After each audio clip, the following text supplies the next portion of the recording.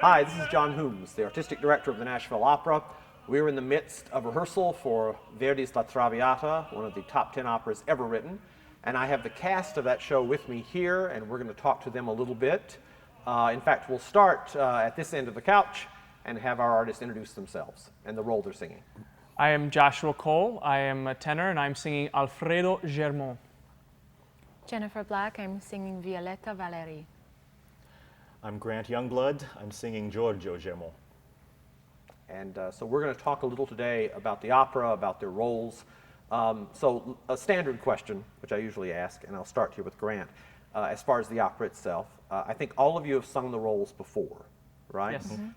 So tell us a little, mostly since you've had a chance to explore the character at least once, tell us a little about your character in this show. In this show, Giorgio Germont is the father of Alfredo. He shows up in the second act to sort of, bring down the hammer on this affair that his son is having with this woman of questionable virtue. And he sort of represents paternal authority, and he's not a bad guy. He's not a villain in the standard sense of the word. I think he just doesn't understand the relationship between these two and the depth of it and the importance of it to the two of them. Well, that is one interesting thing about the piece, I've always thought, is there is no villain necessarily. There's no Scarpia. No one gets stabbed. There's not a lot Unfortunate of circumstance. Yes, it's circumstance and society. The judgmental nature of society is kind of the villain of the piece. The father, Giorgio Germont, plays into this in a way because he's a part of the society. Yeah. But there is no villain in the black hat twirling the mustache. Correct. It doesn't work like that. It's far more subtle.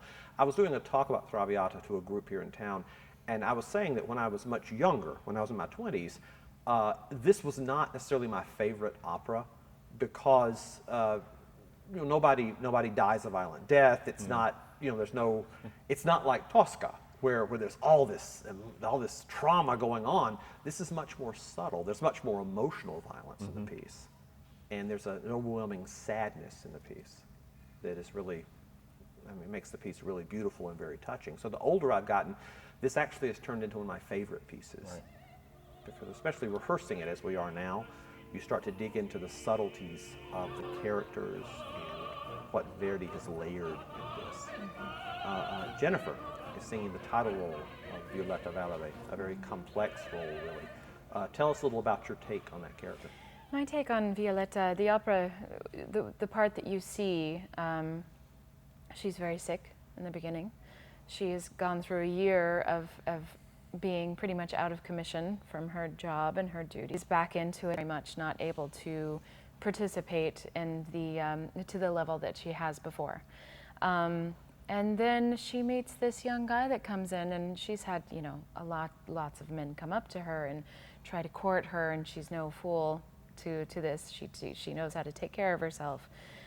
There's something different about him. He waits. He is called after her every day from the year that she has been sick.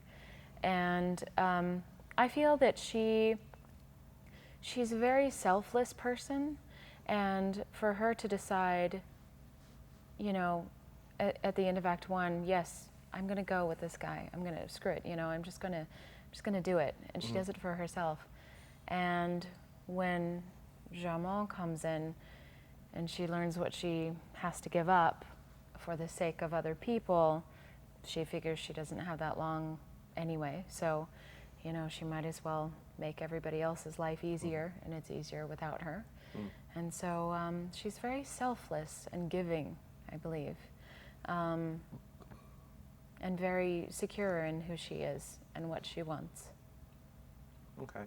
One of the centerpieces of this work, besides the relationship with Violetta and Alfredo, is the duet with this father and not really daughter, but Verdi had a thing about father-daughter duets and relationships, and that's in the middle of Act 2, Scene 1. We're actually going to be staging that today, but it's very interesting, the dynamics of the personalities, the manipulation that goes on in a way, and it brings out a lot of her inner feeling, or almost inner fears about life and herself.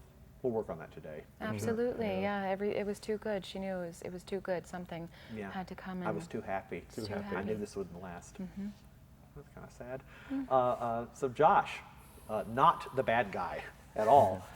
Tell us a little about your character, Alfredo. I think Alfredo doesn't do anything halfway.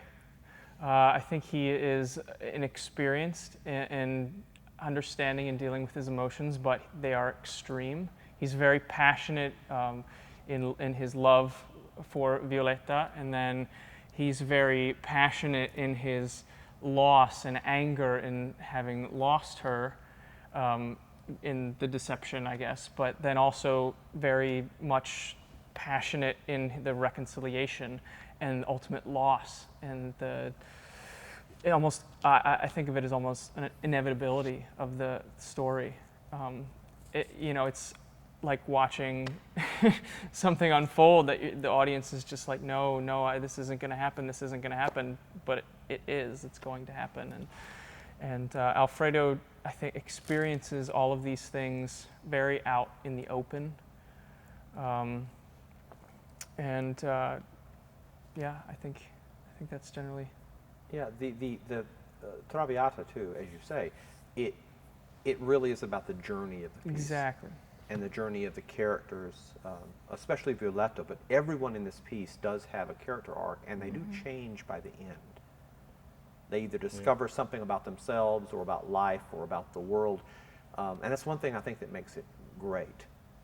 And there is with this piece too, kind of like Madame Butterfly, there is a sorrow in this piece, and it starts at a happy party, but then we see the piece shift gears a little bit as we get to know the people. It's so masterfully written. Yeah. I think that's the case with any of the greatest operas. I think that's absolutely the truth. Bohème, Butterfly, Right. Traviata. It's And this was written by Verdi in that period when he wrote Rigoletto and Trovatore and Traviata. He was in like a huge creative period, and but out of those, I think this is my favorite one. Your favorite Even though one? Rigoletto is fantastic. Don't get me wrong, Rigoletto is great. This piece, just by the way it envelops an audience in this emotion and feeling, and of course it's the opera that Richard Gere took Julia Roberts to. exactly. I think it's Very easier for an perfect. audience to relate to this in so many ways because it's more of a boiled down to love and loss. Yeah. It's a human Rather story. exactly, It's a rather human than in Rigoletto you have this hunchback. I mean, it's just different.